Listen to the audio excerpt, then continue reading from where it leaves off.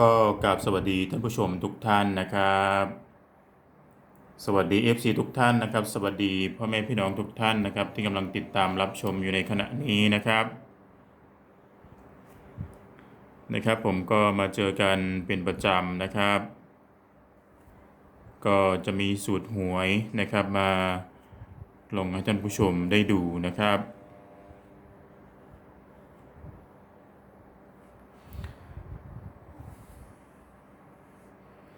ผมสำหรับวันนี้นะครับผมก็จะมีสูตร2ตัวล่าง4ชุดนะครับผมก็จะมาคำนวณให้ท่านผู้ชมได้ดูนะครับสูตร2ตัวล่างนะครับในสูตรนี้ก็จะเป็นสูตรใหม่นะครับผมคำนวณย้อนหลัง3งวดนะครับเป็นสูตรระยะสั้น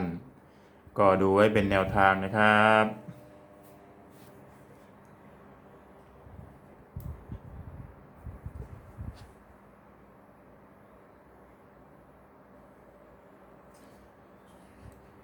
ผมในการคำนวณสูตรนี้นะครับเราก็จะใช้หลักหน่วยบนนะครับบวกหน่วยหน้าครั้งที่2นะครับหน่วยบนนะครับหน่วยหน้าครั้งที่2นะครับ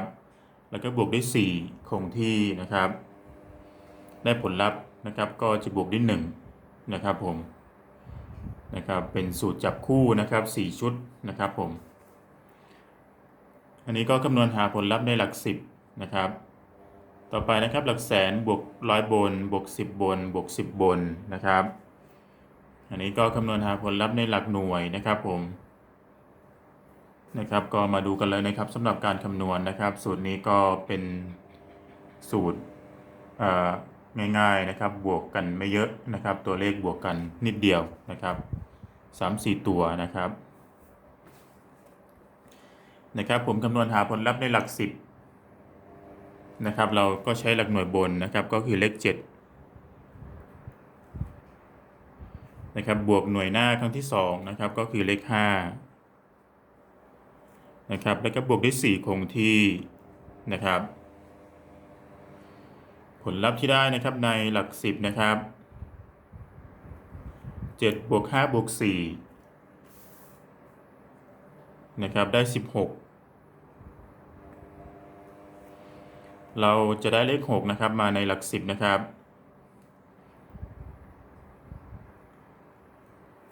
6บวก1นะครับก็ได้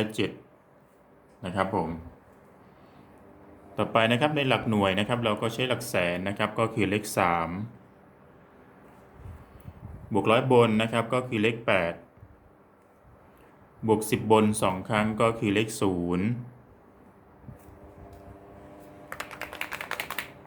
ขออภัยนะครับ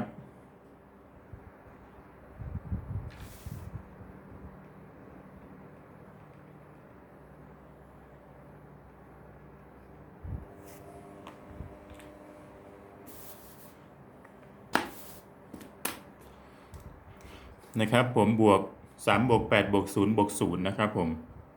บวก0หลัก10บน2ครั้งนะครับต้องขออภัยท่านผู้ชมนะครับผมผลลัพธ์ที่ได้นะครับผมในหลักหน่วยนะครับ3บวก8บวก0บวก0นะครับผลลัพธ์ที่ได้นะครับก็คือ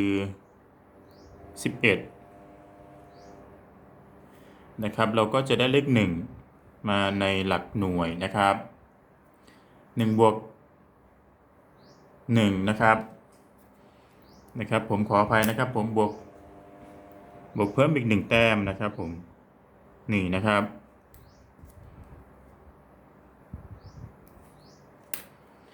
1บวก1นะครับได้2นะครับก็ได้ตัวเด่นมาทั้งหมดนะครับ4ตัวนะครับจากนั้นก็จับคู่นะครับก็จะได้61 62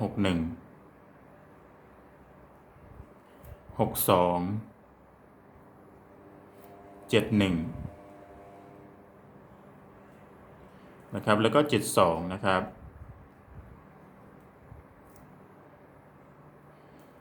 ผมได้ทั้งหมดนะครับ4คู่4ชุดนะครับ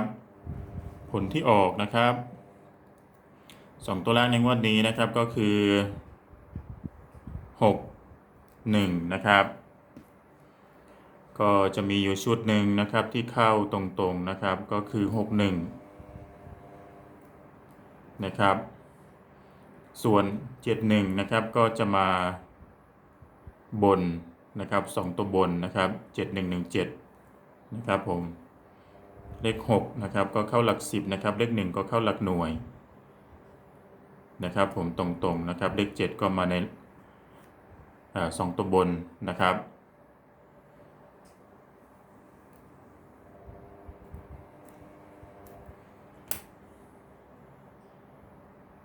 บผมมาดูในงวดต่อไปนะครับคำนวณหาผลลัพธ์ในหลัก10นะครับเราก็ใช้หลักหน่วยบนนะครับก็คือเลข7บวกหน่วยหน้าครั้งที่2นะครับก็คือเลข2นะครับแล้วก็บวกด้วย4คงที่นะครับผลลัพธ์ที่ได้นะครับในหลัก10นะครับ7บวก2นะครับได้9บวก4ได้13นะครับเราจะได้เลข3นะครับมาในหลัก10นะครับ3บวก1นะครับได้4ต่อไปนะครับมาดูในหลักหน่วยนะครับผมเราก็ใช้หลักแสนก็คือเลข9บวกร้อยบนนะครับก็คือเลข4นะครับบวก10บน2ครั้งก็คือเลข1นะครับผลลัพธ์ที่ได้นะครับในหลักหน่วยนะครับ9บวก4บวก1บวก1นะครับผลลัพธ์ที่ได้นะครับก็คือ15นะครับ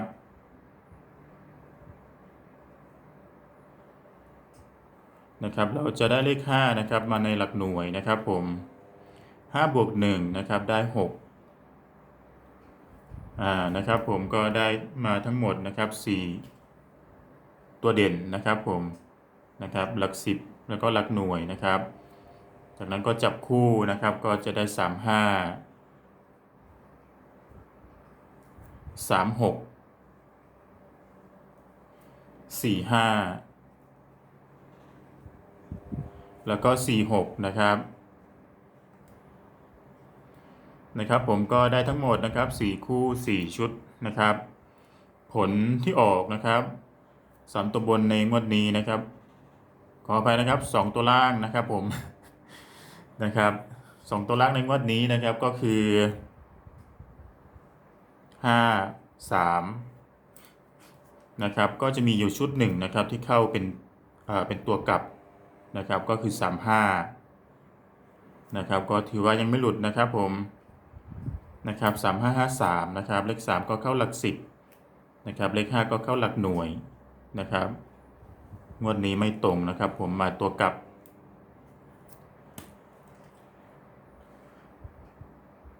นะครับมาดูในงวดต่อไปนะครับคำนวณหาผลลัพธ์ในหลัก10นะครับเราก็ใช้หลักหน่วยบนนะครับก็คือเลข5นะครับบวกหน่วยหน้าครั้งที่2นะครับก็คือเลข4นะครับแล้วก็บวกได้4คงที่นะครับผลลัพธ์ที่ได้นะครับในหลัก10นะครับ5บวก4ได้9นะครับ9บวก4ก็ได้13นะครับเราจะได้เลข3นะครับมาในหลัก10นะครับ3บวก1นะครับได้4นะครับผมนะครับต่อไปนะครับมาดูในหลักหน่วยนะครับผมเราก็ใช้หลักแสนก็คือเลข6บวกร้อยบนนะครับก็คือเลข4บวก10บน2ครั้งก็คือเลข0นะครับผลลัพธ์ที่ได้นะครับในหลักหน่วยนะครับ6บวก4นะครับได้10นะครับผม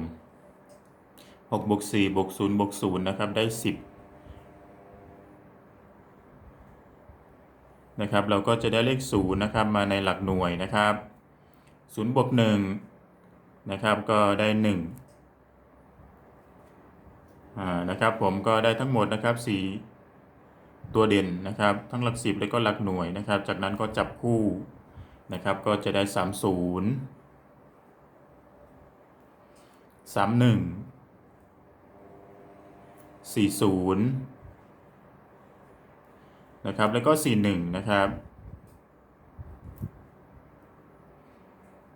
ผมก็ได้ทั้งหมดนะครับ4คู่4ชุดนะครับผลที่ออกนะครับ2ตัวล่างในงวดนี้นะครับก็คือ1 4นะครับก็จะมีอยู่ชุดหนึ่งนะครับที่มาเป็นตัวกลับนะครับก็คือ41นะครับ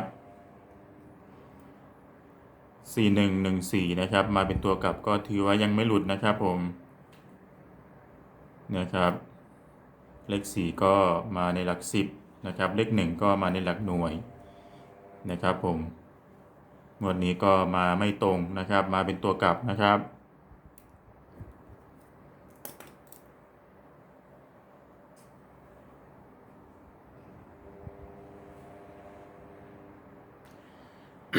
นะครับผมในสูตรนี้นะครับก็ทำย้อนหลัง3งวดนะครับเป็นสูตรระยะสั้นก็ให้ท่านผู้ชมดูไว้เป็นแนวทางนะครับขอบคุณท่านผู้ชมทุกท่านนะครับที่ติดตามรับชมนะครับผิดพลาดประการใดก็ขออภัยด้วยนะครับผมนะครับก็อย่าลืมกด Subscribe กดไลค์กดแชร์กดกระดิ่งนะครับเพื่อเป็นกำลังใจให้ซึ่งกันและกันนะครับก็จะมีสูตรหวยนะครับมาลงให้ท่านผู้ชมได้ดูกันเป็นประจำนะครับต่อไปนะครับวันประจำวันที่16สิงหาคมนะครับพศ2565นะครับผมมาดูกันต่อเลยนะครับว่าจะมีตัวไหนบ้างนะครับจะมี5หรือเปล่าจะมี4หรือไม่นะครับผม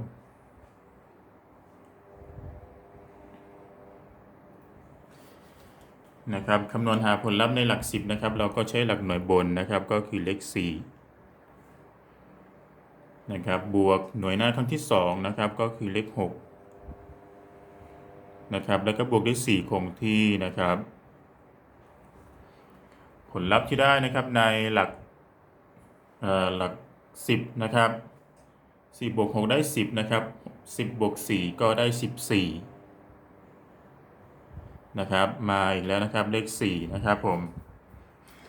นะครับเราก็จะได้เลข4นะครับมาในหลัก10นะครับ4บวก1นะครับได้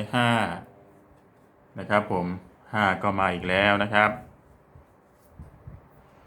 ต่อไปนะครับมาดูในหลักหน่วยนะครับเราก็ใช้หลักแสนนะครับก็คือเลข4บวกร้อยบนนะครับก็คือเลข5บวก10บน2ครั้งก็คือเลข9นะครับผลลัพธ์ที่ได้นะครับในหลักหน่วยนะครับ4บวก5ได้9นะครับ9คูณ3นะครับผมได้27นะครับ9บวก9บวก5บวก4นะครับได้27นะครับเราจะได้เลข7นะครับมาในหลักหน่วยนะครับผม7บวก1นะครับได้8นะครับก็ได้ตัวเด่นมาทั้งหมดนะครับ4ตัวครบแล้วนะครับจากนั้นก็จับคู่นะครับก็จะได้47 48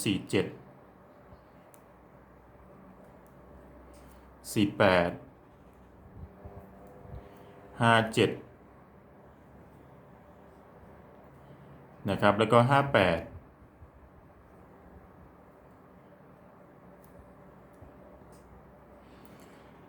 นะครับผมก็ได้ทั้งหมดนะครับ4คู่4ชุดนะครับก็คือ47 48 57แล้วก็58นะครับก็รอลุ้นนะครับรอผลในงวดวันที่16สิงหาคมนะครับพศ2565นะครับจะมาหรือไม่นะครับจะเข้าหรือไม่เข้านะครับก็เป็นเพียงการคาดคะเนนะครับก็ว่ากันไปตามสูตรนะครับสูตรทุกสูตรนะครับก็ทำมาเพื่อเป็นแนวทางนะครับผมก็อยากให้ท่านผู้ชมเลือกชมรับชมกันนะครับส่วนผลที่คำนวณได้นะครับก็เป็นไปตามตัวเลขที่บวกได้นะครับสำหรับคลิปนี้นะครับก็ขอจบเพียงเท่านี้นะครับผมขอให้ท่านผู้ชมทุกท่าน FC ทุกท่านโชคดีมีชัยนะครับสุขภาพร่างกายแข็งแรง ร่ำรวยร่ำรวยนะครับ ก็ขอฝากไว้ด้วยนะครับผมเจอกันใหม่ในคลิปหน้านะครับในคลิปต่อๆไปนะครับสำหรับวันนี้ก็ขอบคุณครับสวัสดีครับ